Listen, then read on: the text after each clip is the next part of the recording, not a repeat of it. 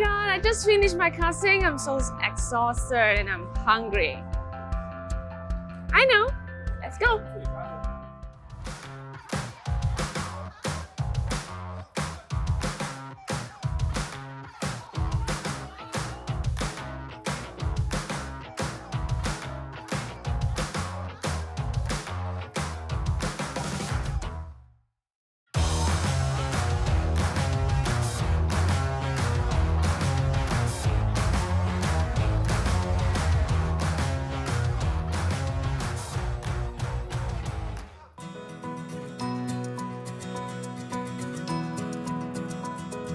It's a very special kind of cuisine that you are making. So where did you get your idea and how did you polish your skill? So I'm a third generation in a Baba Nyonya family.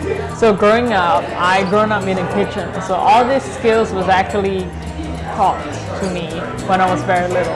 So I would say that I was in the kitchen since I was 7, and throughout the time, I never really lived with my family, but through cooking, it was a meditation for me, or some sort of things that I would do that reminds me of home.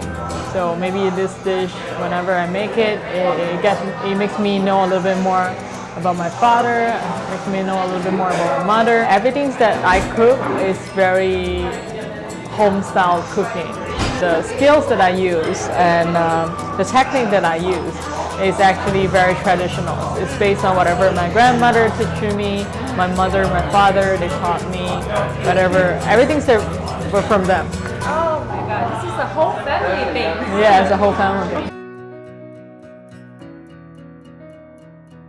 When I started that place, I didn't start from a business point of view. It's like, you're afraid that how the business is going to be filled or not. When I started that place, it's more like I wanted to have a place that I can share with people. So, I mean, eventually, as the business grew, I become more and more busy because it's a very specific kind of cuisine.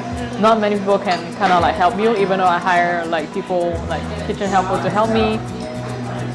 When I first opened up, I used to stay in a store for more than 24 hours. But that was when I first started up. I would say, instead of saying that this is what I love, I started with the love. And my love for my family, about the food or things that made me so proud doing it. For me, to have a Kopitiam is to create a community where I can feel it just like my home. Well, back then in Malaysia, the Kopitiams, we hang out at one spot for generations. So that's a spot that I actually wanted to do. I wanted to have a place where people can feel like, even though this is New York City, I have one place that makes me feel so comfortable. I saw this, it was closing when you put it into the oven. And then now it's like open. So what is the secret? Well, because there's egg in it. That's how we make cake. The reason why cakes can kind of like expand is because there are eggs in it. That's the reason why they was expand. Amazing. The original Nasi Lemak does not contain any proteins except the eggs.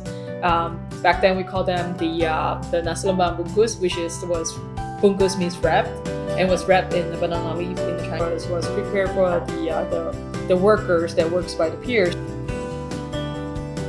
My dad, he came up with the recipes, and that's how his restaurant became very popular back then, because he invented these recipes.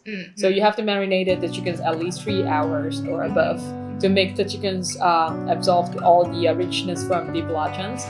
Balachans has a very, very strong smell, but right after you marinated it and you cook it, and it's completely a different level. Yeah. The extremes will bring you another extreme.